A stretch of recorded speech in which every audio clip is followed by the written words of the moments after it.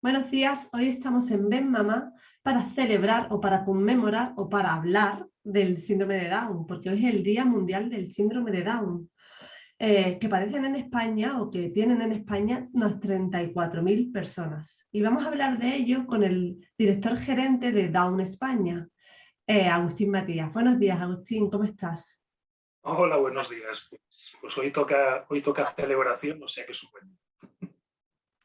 Una jornada en la que se habla, se reivindica, se visualiza, pero que realmente, como siempre dicen desde las asociaciones, lo importante es el trabajo de cada día, el estar siempre ahí, ¿no crees? Sí, totalmente. El, el trabajo de las organizaciones de familias y de personas con síndrome de Down es un trabajo diario permanente, además de siempre, de décadas. Y conviene destacarlo, pero no solamente por el hecho de que es diario, sino porque realmente la visión, los avances en mejora de la vida y de la calidad de vida de las personas con síndrome de Down en España han tenido muchísimo papel de las familias y las organizaciones. Y nuestro país es mejor y es diferente en la atención a personas con síndrome de Down gracias a esto. Si volvemos un poco hacia atrás y vamos al término, ¿no? ¿A qué es el síndrome de Down? Todo el mundo sabe que es el síndrome de Down, pero no sé si realmente en la práctica existe todavía, pues no sé, prejuicios, confusiones, o realmente la gente tiene claro qué es. Bueno, el síndrome de Down tiene la ventaja de esa enorme identificación. Cuando estamos con una persona con síndrome de Down no hace falta hablar para que ya la visión, la idea y toda la carga de juicios y prejuicios que uno pueda tener sobre una persona con discapacidad, sobre todo con discapacidad intelectual, aparezca. Pero se entiende bastante bien. Es decir, es una característica genética, una anomalía genética de tipo natural, porque hay que entender que en el mundo una de cada 700 concepciones aproximadamente va a ser siempre una persona con síndrome de Down.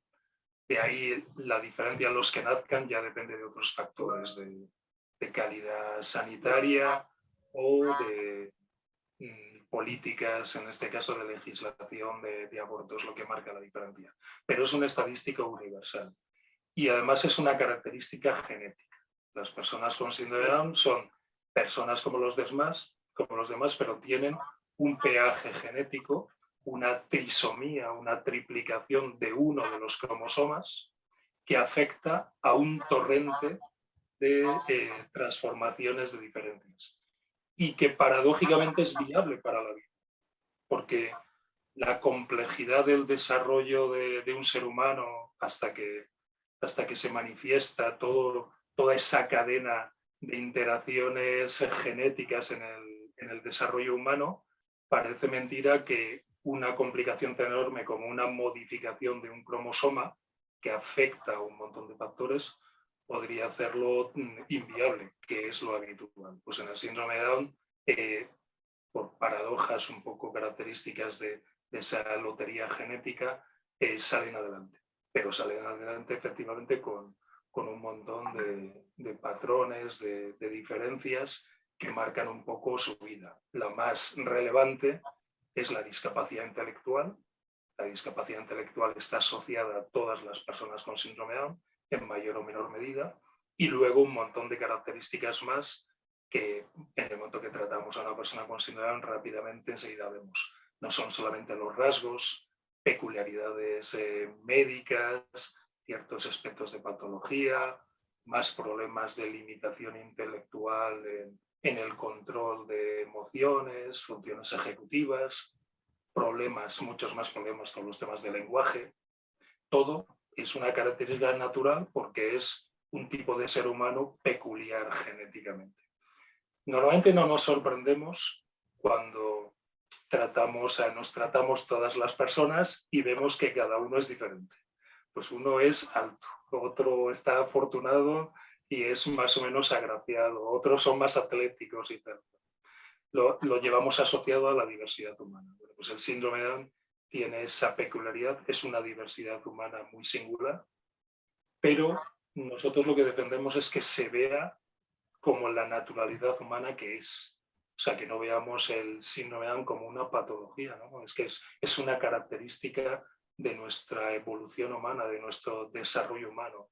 Siempre hay personas con síndrome de Down entre nosotros y por lo tanto lo tenemos que ver de una forma mucho más natural. Sin embargo, hay un tema muy polémico, ¿no? Que es que ahora mismo, ¿no? En el control del embarazo se hacen ya pruebas para ver si la persona, si la gestación es una persona con síndrome de Down, ¿no? Y se ofrece la opción de no continuar con el embarazo.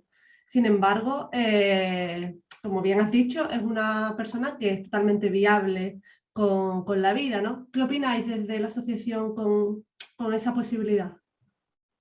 En Down España, en nuestras organizaciones, evidentemente lo vemos de una manera muy determinada, es decir, plantear que la vida de las personas con síndrome de Down no es digna de ser vivida no es una opción. O sea, nosotros no podemos pensar así. Trabajamos, nos relacionamos, vivimos, son nuestros hijos, hermanos, amigos. No podemos compartir esa visión de que son vidas de segunda o vidas que no merecen la pena vivir. Sí, son personas que van acompañadas de una discapacidad y una discapacidad que les marca su vida con determinados hándicaps, limitaciones. Bien, vale. Entonces hacen y tenemos que hacer frente a ellas en la medida de lo posible. Pero de ahí plantear a que son vidas que no merecen la pena de vivir no tiene sentido. Pero sí que es verdad que la sociedad tiene un discurso social diferente. En este momento no es solamente que la tecnología permita poder hacer, en el caso sobre todo de síndrome de Down, unos prediagnósticos más o menos bastante atinados o bastante fiables que permiten prever si va a nacer una persona con síndrome de Down y por lo tanto pueden intervenir en ese proceso facilitando o no esa vida. No solamente un problema de tipo tecnológico, sino que la visión que socialmente existe de la discapacidad en este momento es mayoritariamente contraria a la vida de una persona con discapacidad. Y este es el factor más importante. Cuando se hablan de estos temas es muy fácil centrarse en las pruebas médicas, en las pruebas diagnósticas, en los sesgos eugenésicos del sistema médico que existen, efectivamente, esa visión de que un síndrome de Down u otras discapacidades son errores del sistema y por lo tanto pues, no tendrían por qué seguir adelante. Esas visiones existen, pero lo más importante es la concepción social general. ¿Cómo explicar a una sociedad, sobre todo a las madres embarazadas que lo viven muy en primera persona y por lo tanto pues, su visión es mucho más profunda, muy diferente, que el mero hecho de diagnosticar a un posible hijo con discapacidad no tendría que ser motivo para cortar ese embarazo y no seguir adelante. La mayoría de las madres, de las parejas en este momento en nuestro país, la mayoría muy amplia, estamos hablando de seguramente un 90%, ante esa situación, ante esa pregunta, ante ese debate, están decidiendo que no siguen adelante. Y no estamos hablando solamente de síndrome de Down.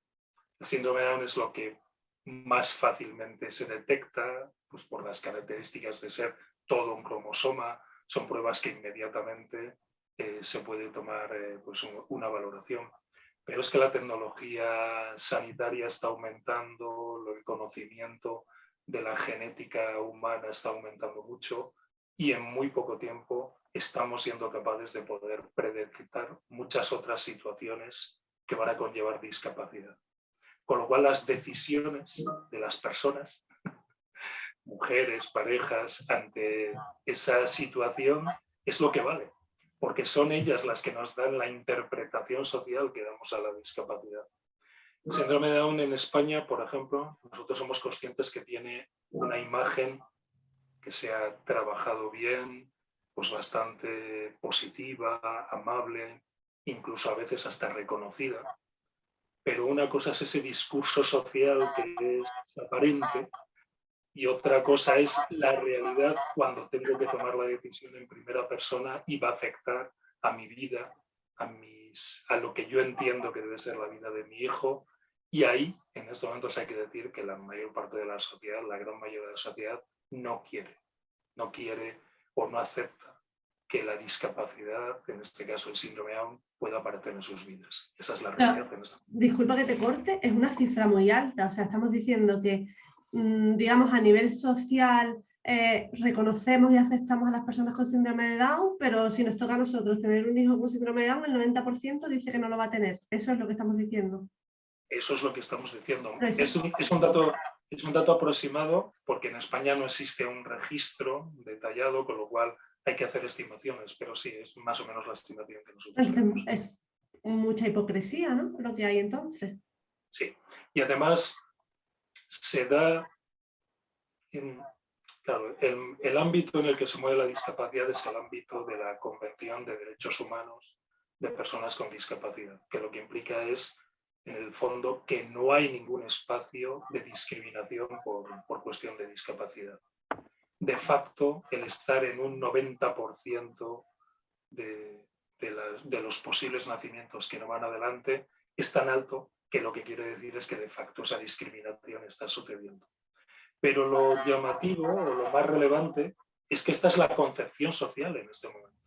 Es decir, que tendemos a pensar fácilmente que es un problema de marco legal, de leyes que facilitan o permiten más fácilmente el aborto, o de herramientas de tecnología que permiten pues, hacer esos diagnósticos de una manera más rápida o anticipada. No, al final todo va al factor humano. Y el factor humano es el de la decisión personal. Yo soy una madre, una pareja, tengo un embarazo, voy a tener un hijo y me dicen que mi hijo puede venir diferente, con problemas, con discapacidad. Y yo en ese momento tomo la decisión. Y ese es el factor que está pesando realmente, porque el sesgo eugenésico de gran parte de nuestro sistema médico existe, esa presión existe, pero esa presión no es tajante, es decir, la decisión en última instancia depende de la propia persona que está sometida a ese sistema, es decir, de su marco de valores, su interpretación de lo que es la vida. Se están juntando muchas claves. Tenemos que ser conscientes que somos una sociedad que ahora mismo da un valor enorme al hecho de tener un hijo. Posiblemente es el factor más valioso para la vida de una mujer, de una pareja en este momento. Es decir, la cosa más dramática que le puede suceder ahora mismo a una pareja es que tenga un nacimiento y fallezca su hijo. Porque nacen muy pocos, porque son muy valorados, porque son muy deseados, precisamente por la escasez y la dificultad. Y esto llamativamente hila con el hecho de que la visión de que el hijo tiene que ser ideal, por decirlo así un poco en plan sencillo, evidentemente también está pesando. Claro, la discapacidad no es el hijo ideal. La discapacidad es un factor posible, pero que rompe todos nuestros esquemas, ¿no? Es decir, nadie espera que su hijo vaya a venir con una discapacidad, nadie lo quiere. Otra cosa es cuando sucede, cuando se da esa situación, aceptarlo, entenderlo, encajarlo, comprender el sentido que tiene. Bueno, pues esas son las decisiones que hay que tomar. Es un tema evidentemente muy... Esto nos hila también un poco con el concepto de igualdad, ¿no? En el sentido de que a veces se malentiende la igualdad como entendiéndolo como que parten las dos personas, ¿no? Del mismo punto, ¿no? O sea, ponemos el ejemplo, ¿no? De no puedes hacer una carrera en igualdad de condiciones una persona con una pierna que con dos, ¿no? A la hora de integrar a las personas con síndrome de Down, se ha barajado también ese concepto, ¿no? De que la igualdad no es que partan desde el mismo punto de partida, ¿no? Valga la redundancia. ¿Cómo lo integrarías? ¿Cómo es la igualdad que se solicita para que haya una integración real? Se suele generar mucha confusión, pero en el fondo es todo más sencillo. Es decir, la igualdad entre seres humanos, entre personas, es una igualdad primero de derechos, es decir, no hay diferencias entre personas, entre seres humanos. Es decir, sus diferencias que existen, la diversidad humana existe, todos somos diferentes, todos tenemos patrones diferentes, comportamientos diferentes, características diferentes, peajes, circunstancias diferentes. Esto es normal, esa es la naturaleza humana. Pero eso no tiene que ser motivo para que los derechos, para que las oportunidades tengan que ser diferentes. Claro, cuando aparece la discapacidad, que es un factor claramente diferencial, es decir, pensemos en una persona con síndrome de Down, es que evidentemente va a haber determinadas, su vida va a ser diferente, va a haber opciones en su vida que no van a aparecer por cuestiones personales, de salud, médicas, intelectuales, etc. ¿Vale? Pero lo que nosotros tenemos que intentar es diseñar una sociedad que facilite con los apoyos necesarios cuando sea posible el que esa diferencia no marque diferencia de trato o diferencia de oportunidades en la medida que sea posible. Por ejemplo, esa igualdad de derechos quiere decir que hacemos todo lo posible para que las personas con discapacidad sean uno más. Es decir, en todos los entornos quiere decir en el autobús, en el transporte público, en la escuela, en el trabajo, en el club de deporte, en el acceso al teatro, cuando van a un banco para hacer una operación, cuando acceden a un hotel para registrarse. Es decir, cualquier espacio de nuestra vida sea accesible, sea de participación de una persona con síndrome de Down. Y para hacerlo posible es necesario darles un apoyo concreto. Oye, es que para hacer operaciones bancarias o económicas o para acercarse a un notario, alguien tiene que apoyarles y explicarles para que asuman en la medida de lo posible la decisión que tienen que tomar. Sí, pues hay que dar esos apoyos. Oye, es que en la escuela pueden estar con sus compañeros, sí, pero van a necesitar una pedagogía y una estructura de aula en la que puedan participar en la medida de lo posible. De eso habla la educación inclusiva, no habla de otra cosa, es una pedagogía de la diversidad del alumno. Y hablamos del alumno con discapacidad, pero también del superdotado, del inmigrante, de toda la diversidad de los alumnos, etcétera, etcétera. Trasladar esto al día a día es complejo, porque es difícil, porque la discapacidad intelectual, que es de las mayores limitaciones que puede haber en el ámbito de la discapacidad, hay otras discapacidades que son más primarias, donde los apoyos son más evidentes. Una escalera, unas mejoras auditivas, unas mejoras físicas. Pero cuando aparece la dificultad de esta persona me entiende, me comprende, cómo le educo, cómo le explico un documento jurídico, cómo le hago que me interprete la gestión económica en la que tiene que participar, pensemos en una herencia o al comprar una casa o lo que sea, claro, ahí se complica. Claro, y en esa complicación es donde se pone a prueba nuestra sociedad. Cuando hablamos de la inclusión, que es un palabra que a veces cuesta de llevar a la práctica, la inclusión se traduce muy sencillamente en que nuestra sociedad debe ser incluyente. Es decir, que a todas las personas, sean como sean, tienes que dar un espacio de participación y de inclusión. Es decir, eso es lo que quiere decir una sociedad incluyente. Pero eso implica que hay que construir. Entonces, ¿cuándo la educación se vuelve complicada? Cuando los profesores el primer día les llaman a la puerta y aparece un alumno diferente, sea porque tiene síndrome de Down, sea porque viene en silla de ruedas, sea porque tiene problemas de conducta. Claro, es que en ese momento la pedagogía y la atención en el aula se complica, claro.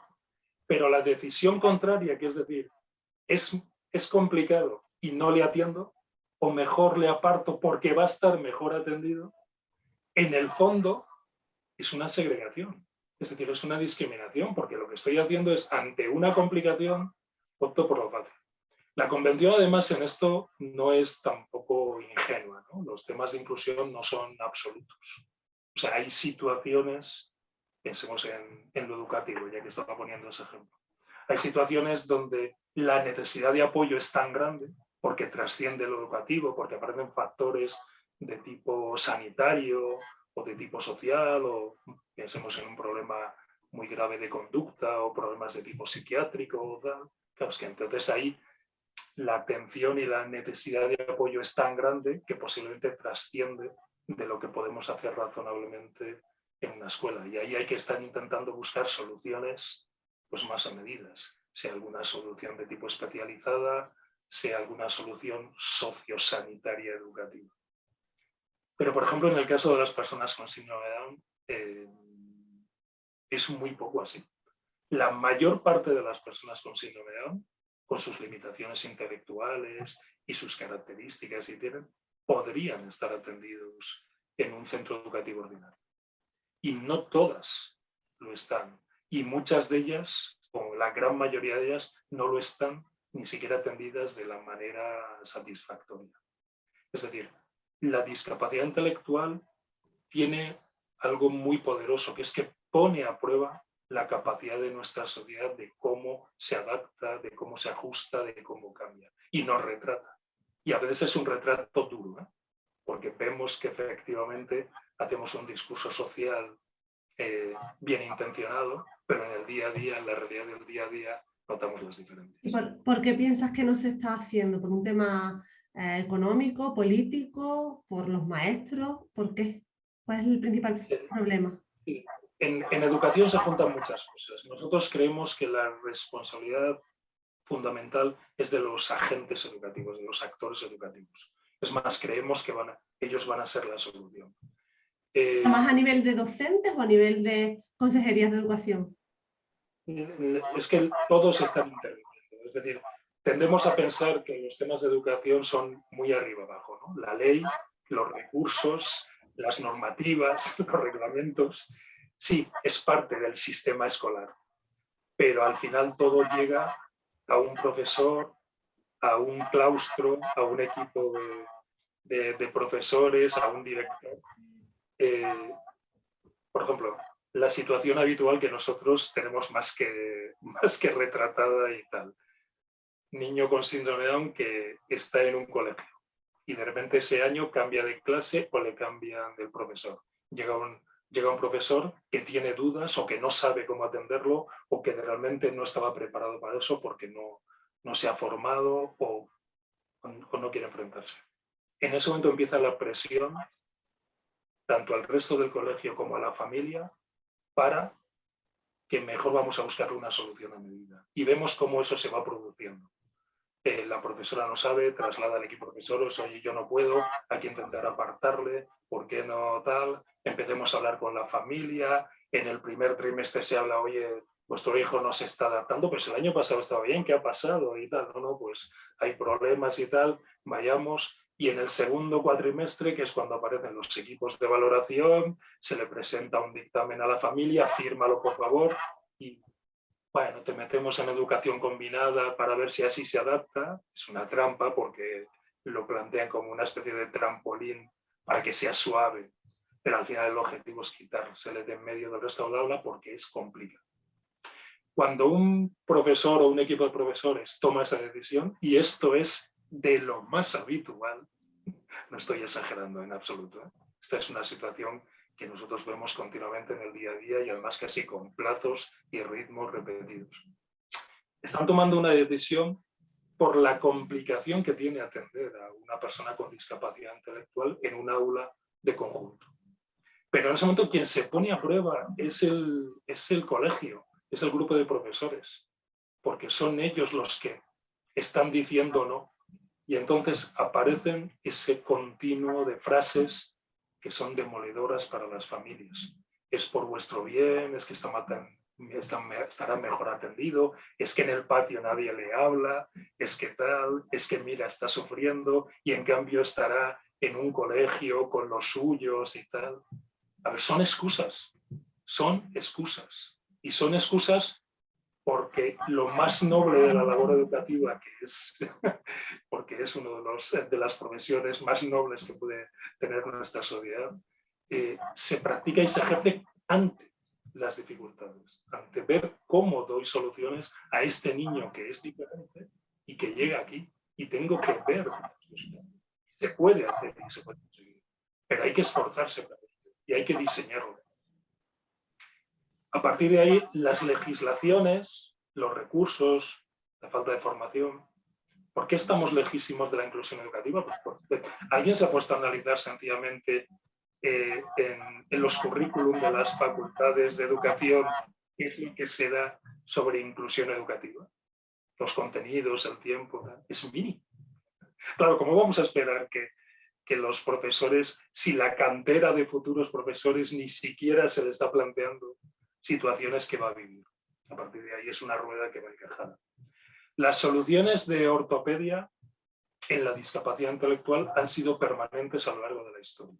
A veces han sido más flagrantes, más duras, más crueles, otras veces más disimuladas.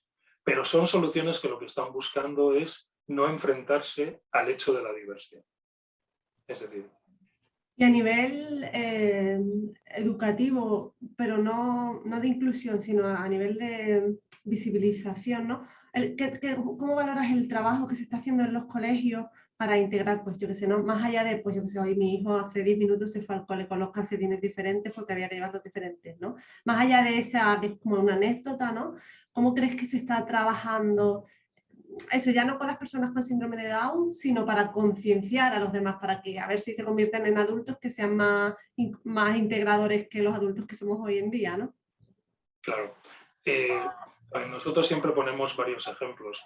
Por ejemplo, si nuestros hijos están en el aula y ven que lo natural es apartar a los otros niños que son diferentes, porque tienen problemas de conducta y tal, y lo ven como algo normal, están interiorizando que lo normal es apartar a gente diferente. Y por lo tanto, inconscientemente incluso, van a entenderlo así en todo su comportamiento social, cuando están jugando en el parque, cuando están haciendo deporte, cuando van, es decir, porque van a pensar que es normal. Y además, toda esa retahíla de conceptos es que en el fondo es porque estarán mejor atendidos, estará pesando.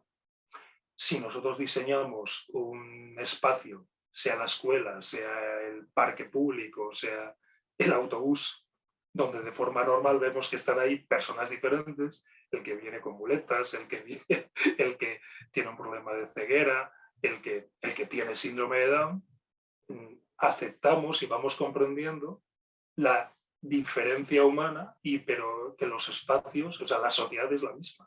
Entonces es la forma de construir.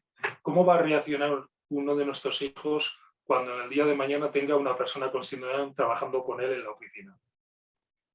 Si ha tenido alguna experiencia, es posiblemente que tenga ya una especie de aprendizaje previo de efectivamente una persona diferente, que va a ver determinadas limitaciones, que va a ver muchas tareas que no va a poder asumir, otras sí, pero sobre todo que va a ver de forma natural que es normal que esa persona esté con él trabajando, que es diferente, pero que es normal. Eso es la famosa integración, que es un concepto que utilizamos poco porque como que nos suena antiguo, pero la idea de integración de forma absoluta era esa, es decir, una normalidad en el sentido de que las diferencias no marcan diferencia.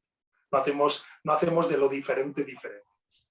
De lo diferente hacemos riqueza, hacemos reconocimiento de una sociedad que es plural y diversa, y por lo tanto tiene manifestaciones de todo tipo. Esto hay que irlo construyendo en el día a día. La escuela es importante, pero no solo la escuela, hay tantos espacios. Pues nos quedamos, Agustín, con ese mensaje, ¿no? Con que la inclusión y la diferencia hay que valorarla en la práctica, no solo en un discurso social que no se corresponda con los hechos. Nos quedamos con ese mensaje, con esa petición, con ese seguir trabajando. Y bueno, muchas gracias por haber estado aquí en Ven Mamá, visibilizando, haciendo ese llamamiento. Y nada, que tengas una buena jornada. Muchas gracias. Y muchas gracias a todas vosotras por el trabajo tan interesante que hacéis de concienciación. Esto de la toma de conciencia es tan importante que cualquier pasito pequeño se agradece. Muchas gracias. Muchas gracias. Y nada, y a ustedes, pues como siempre decimos, a cuidarse. Si quieren se suscriben y en cualquier caso se cuidan. Muchas gracias.